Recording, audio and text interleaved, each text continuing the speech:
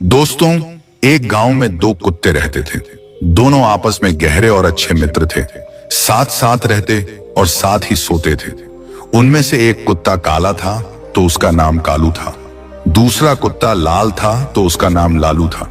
एक दिन दोनों कुत्तों ने तीर्थ यात्रा करने की सोची, किंतु वे रास्ता नहीं जानते थे। दोनों ने निश्चय किया कि यात्रा शुरू तो करें, रास्ता तो अपने आप ही निकल आएगा। एक दिन वे दोनों एक साथ तीर्थ यात्रा पर निकल दिए। चलते चलते उन्हें एक गांव दिखाई दिया। काफी रात भी हो गई थी तो वे दोनों एक पेड़ के नीचे सो गए। थके होने के कारण उन्हें नींद आ गई। सुबह होने पर फिर अपनी यात्रा पर निकल पड़े। एक गांव पार किया। दूसरे गांव के पास पहुंचने पर उन्हें भूख लगी। वहां उन्हें 4-5 चूहे दिखाई दिए। लालू की पूंछ खड़ी हो गई।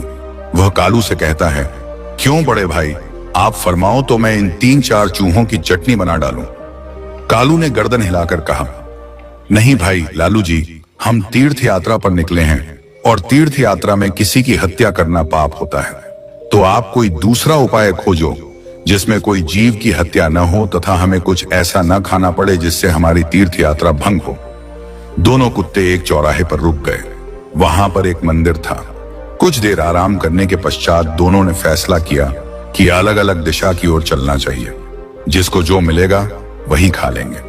एक साथ चलेंगे तो दोनों में से किसी का भी पेट नहीं भरेगा। कालू और लालू दोनों अलग अलग दिशा में निकल गए। जाने से पहले उन्होंने तय कर लिया कि वे वापस आकर इसी जगह पर मिलेंगे। लालू कुत्ता चलते चलते एक गांव में जा पहुंचा। वहां एक दयालु पंडित रहता था। वह पूजा पाठ करके भोजन करने ही जा रहा था। उसकी पत्नी ने उसके लिए भोजन की थाल तैयार कर रखी थी। पंडित ने भोजन को भोग लगाया ही था कि लालू कुत्ते ने झट से उसकी थाली में मुंह डाल दिया तथा एक रोटी उठाकर वहां से भाग गया। पंडित ने ईश्वर का नाम लिया और हाथ धोकर उठ गया। पंडित ने अपनी पत्नी से कहा, बेचारे यह गंडक जी भी कितने भूखे हैं, सो आप यह भोजन की थाली इन्हें ही खिला दीजिए। पंडित की पत्नी गुस्से में होकर बोली, आप यह क्या कह रहे हैं? इस गंडक जी को यह थाली, इसमें कितने अलग अलग पकवान हैं। 2 तरह की सब्जी, अचार, दही, खीर, पूरी। पंडित दया भाव से बोला, तुम ठीक कहती हो, पर यह बेचारे भी भूखे हैं।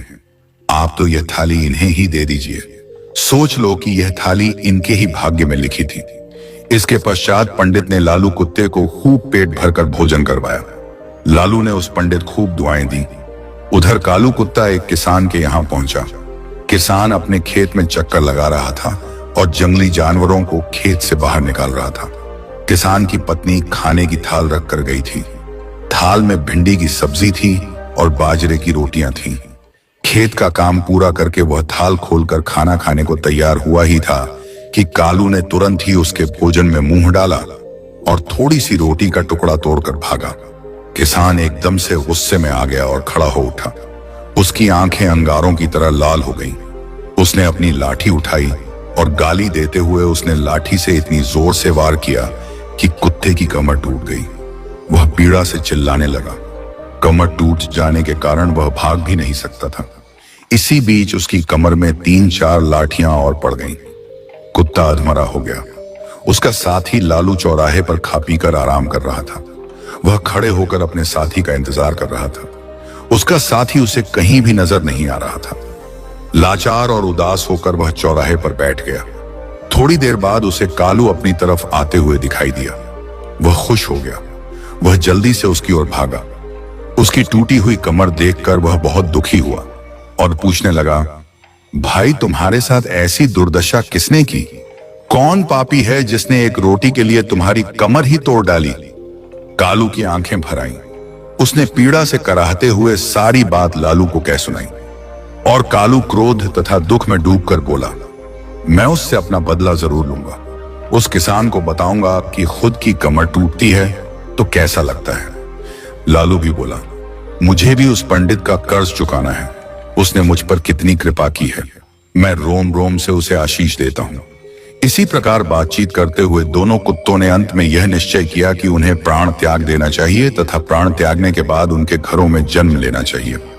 इत्तेफाक से न तो किसान के घर कोई पुत्र था और न ही पंडित के। दोनों कुत्तों ने मंदिर के आगे जाकर अपने अपने प्राण त्याग दिए। एक ही पल में दोनों मृत्यु को प्राप्त हो गए। कुछ समय पश्चात कालू ने किसान के घर जन्म लिया। किसान बहुत खुश था, किंतु उसकी खुशी अगले ही दिन विलुप्त हो गई। घर में इस पुत्र के जन्म होते ही उसकी पत्नी अस्वस्थ रहने लगी। उसका बैल मर गया।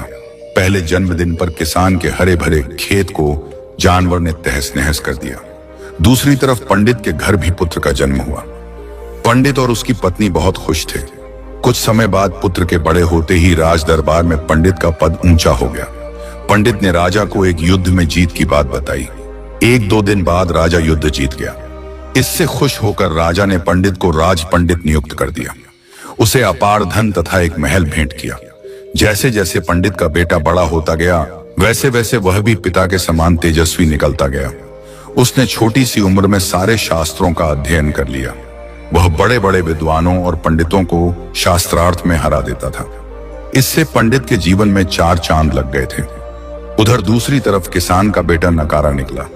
वह बात बात पर अपने बाप को गालियां देता था, उसे डांटता था।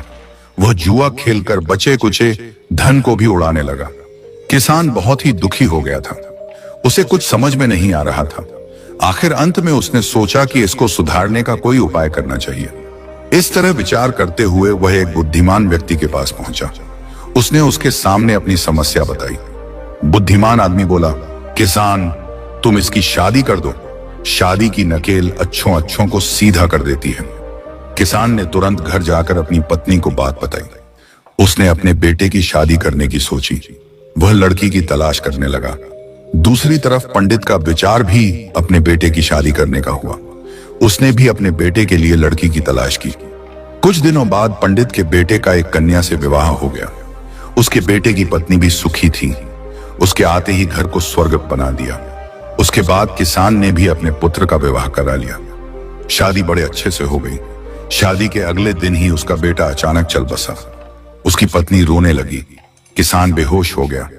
होश में आते ही वह दीवार से सिर मार मार कर रोने लगा और चिल्लाने लगा, हाय मेरा बेटा मेरी कमर तोड़कर चला गया। पंडित का बेटा उसी गांव में कथा कह रहा था कि इस संसार में जो जैसा कर्म करता है उसे वैसा ही फल प्राप्त होता है। अगर आपने किसी निर्दोष के साथ गलत किया है तो उसका फल आपको अवश्य मिलेगा। कर्म आखिर में सामने आता ही है। कहते हैं कि जैसा बोओगे वैसा ही काटोगे। जल्द ही या बाद में ब्रह्मांड आपको वह परोस देगा जिसके आप हकदार हैं। कर्म ही व्यक्ति की पहचान का मुख्य आधार होता है। आपके कर्म आपके चरित्र को परिलक्षित करते हैं।